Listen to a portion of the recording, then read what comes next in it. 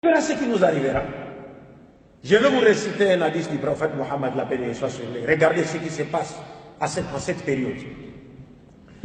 Dans un hadith authentique du saint prophète Mohammed, il nous a dit ceci, lui-même, c'est le prophète qui parle.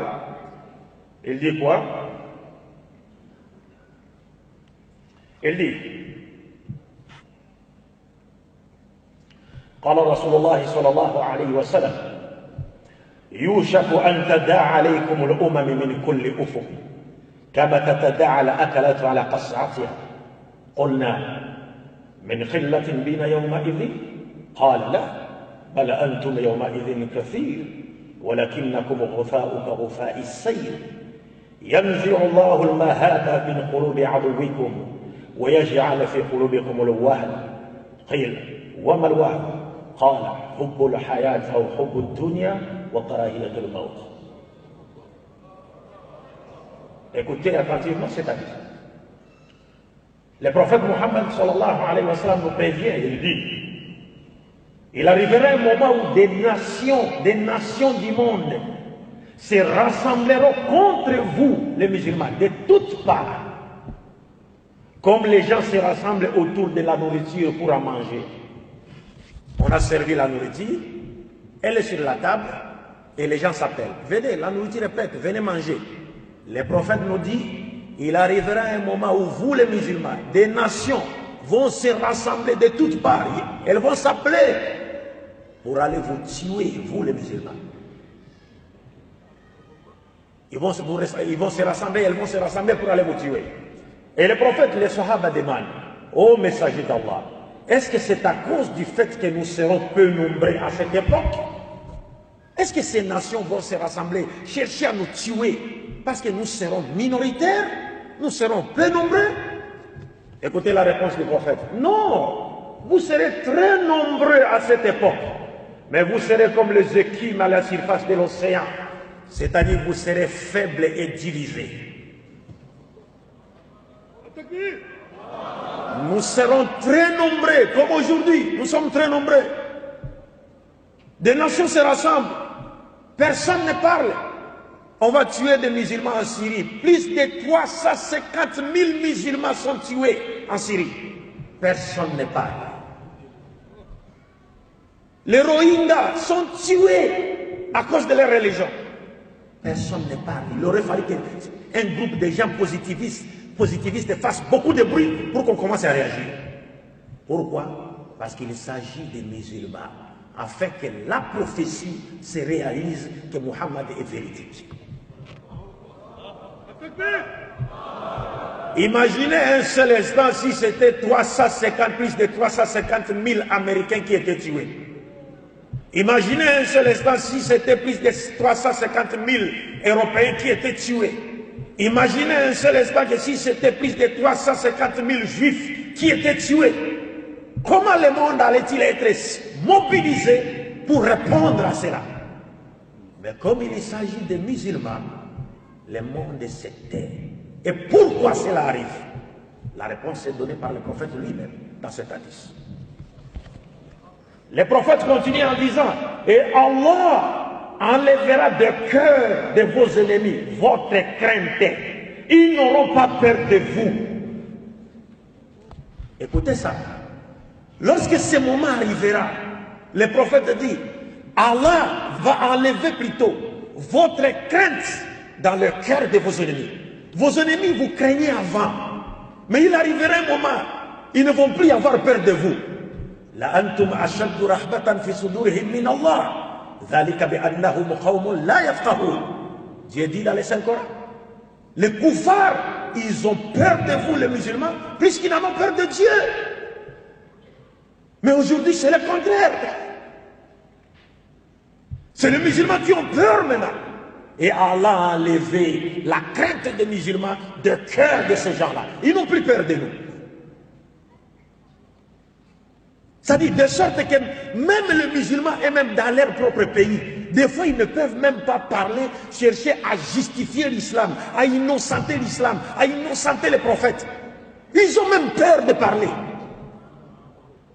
Est-ce que vous comprenez? Tout cela c'est l'objet de la prophétie. Et le prophète dit, mais quelle sera la cause? Les disciples demandent. Et le prophète dit, et Allah mettra le wahan dans nos cœurs. Les disciples demandent, Wama le wahan, ya Rasulallah. Le wahan, c'est quoi? Il dit, Dieu mettra la faiblesse dans vos cœurs. Le musulman, la faiblesse sera mise dans nos cœurs. Mais cette faiblesse, c'est quoi? Le prophète explique, il dit, les sahaba demandent, qu'est-ce que le wahan? Qu'est-ce que cette faiblesse? Le prophète répond, l'amour pour ce bas monde et la crainte de la mort. L'amour de ce bas monde et la crainte de la mort. Et les autres ont compris que notre faiblesse, les musulmans, repose dans l'amour de ce bas monde. C'est pourquoi il nous attire tous vers l'amour de ce bas monde. Les intérêts de ce bas monde. Ils savent que si les musulmans s'attachent à l'amour du monde, des choses de ce monde, ils ne cherchent que l'argent, ils ne cherchent je ne sais pas moi quoi, alors leur relation avec Dieu va se dégrader et ils se retrouveront en position de faiblesse et ils peuvent faire de nous tout ce qu'ils veulent ou tout ce qui leur semble bon. Mais, alhamdulillah, le prophète a donné une solution. Parce que je n'ai pas voulu rentrer encore dans le vif du sujet, parce que c'est un sujet très très profond, parce qu'il fallait aussi démontrer le caractère universel de la mission de Muhammad sallallahu alayhi wa sallam dans les écritures antérieures, mais nous n'avons pas assez de temps pour le faire. Peut-être qu'on le fera dans la phase question-réponse, Inch'Allah.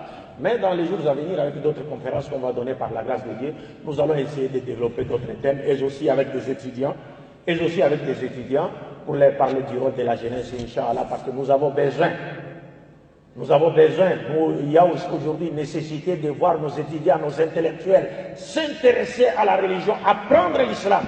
Parce que l'islam, la communauté musulmane, c'est comme un oiseau qui ne doit voler qu'avec ses deux ailes. L'aile des sciences islamiques et l'aile des sciences mondaines. Alors, mais le prophète, heureusement, nous donne une solution. Je vais terminer par cet hadith, Inch'Allah, parce qu'on vient de me rappeler déjà l'heure. Le prophète nous donne une solution, il dit quoi? Dans un hadith, le prophète était en train d'exhorter ses disciples.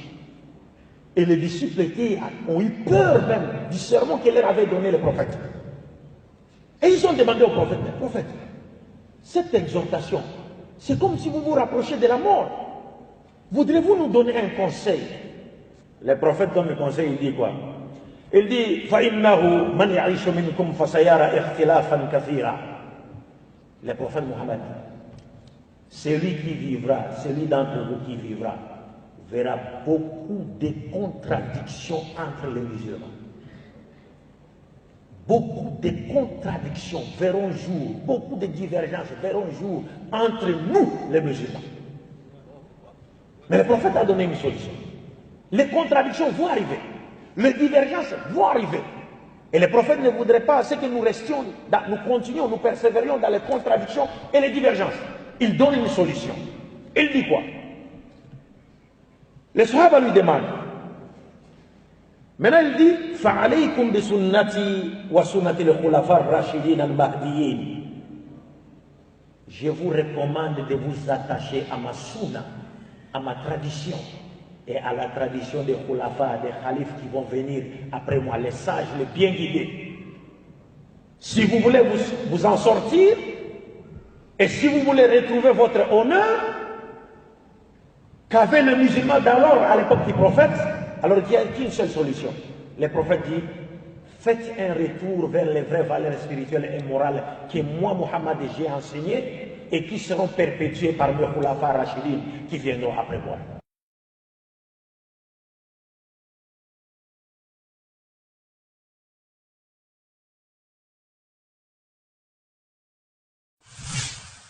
طلع البدر علينا لثنيات الوداع وجب الشكر عليه.